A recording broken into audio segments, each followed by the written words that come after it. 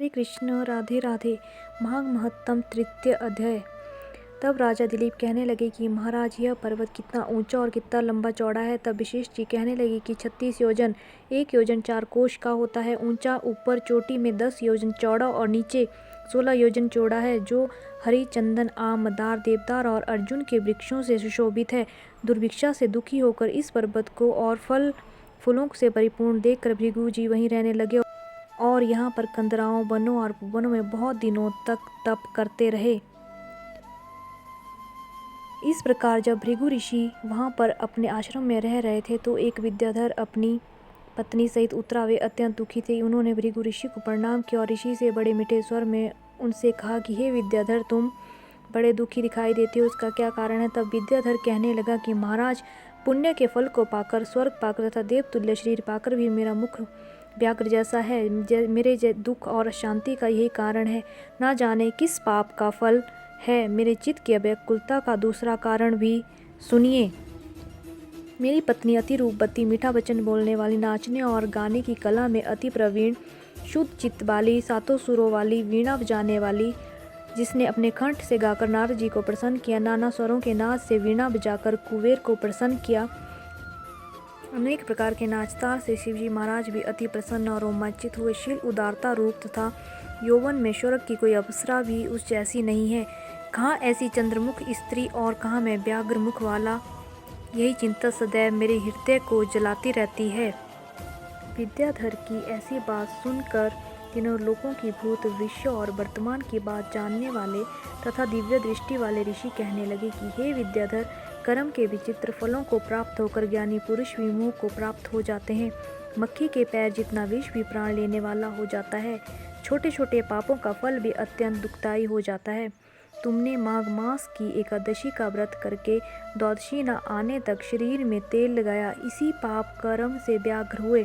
एकादशी के दिन उपवास करके द्वादशी को तेल लगाने से राजा पुरूरवा ने भी कुरूप शरीर पाया था। तब वह अपने कुरूप शरीर को देखकर दुखी होकर हिमालय पर्वत पर देव सरोवर के किनारे पर गया। प्रीतिपूर्वक शुद्ध स्नान कर कुशा के आसन पर बैठकर भगवान कमल नेत्र, शंख, चक्र, गदा, पद्म के धारण करने वाले, पीताम्बर पहने, वन माला धारण किए हुए विष्णु का चिंतन करते राजा पुरूरवा ने 3 मास तक निराहार रहकर भगवान का चिंतन किया। इस प्रकार 7 जन्मों में प्रसन्न होने वाले भगवान राजा के 3 महीने के तप से ही अति प्रसन्न हो गए और माघ की शुक्ल पक्ष की एकादशी को प्रसन्न होकर भगवान ने अपने शंख के जल से राजा को पवित्र किया। भगवान ने उसके तेल लगाने की बात याद दिलाकर सुंदर देवताओं का सा रूप दिया, जिसको देखकर उर्वशी भी उसको चाहने लगी और राजा कृतकृत्य होकर अपनी पुरी को चला गया। भृगु ऋषि कहने लगे कि हे विद्याधर, इसलिए तुम क्यों दुखी होते हो। यदि तुम अपना यह राक्षसी रूप छोड़ना चाहते हो तो मेरा कहना मानकर जल्दी ही पापों को नष्ट करने वाली हेमकूट नदी में माघ में स्नान करो, जहाँ पर ऋषि सिद्ध देवता निवास करते हैं। अब मैं इसकी विधि बतलाता हूँ। तुम्हारे भाग्य से माघ मास आज से 5वें दिन ही आने वाला है। पौष शुक्ल एकादशी से इस व्रत को आरंभ करो। भीमु पर सोना जितेंद्रिय रहकर दिन में 3 समय स्नान करके महीना भर निराहार रहो। सब भोगों को त्याग कर तीनों समय भगवान विष्णु का पूजन करो। जब तुम द्वादशी को शिव जी स्तोत्र और मंत्रों से पूजन करोगे तो तुम्हारा मुख देखकर सभी चकित हो जाओगे और तुम अपनी पत्नी के साथ सुखपूर्वक क्रीड़ा करोगे।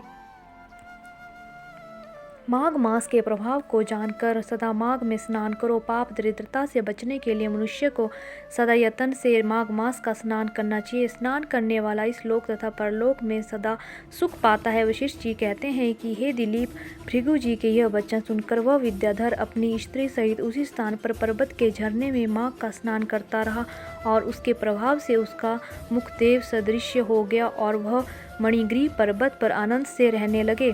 भृगु जी भी नियम की समाप्ति पर शिष्यों सहित ईवा नदी के तट पर आ गए। तृतीय अध्याय समाप्त। हरे कृष्ण कृष्ण कृष्ण हरे हरे, हरे राम राम राम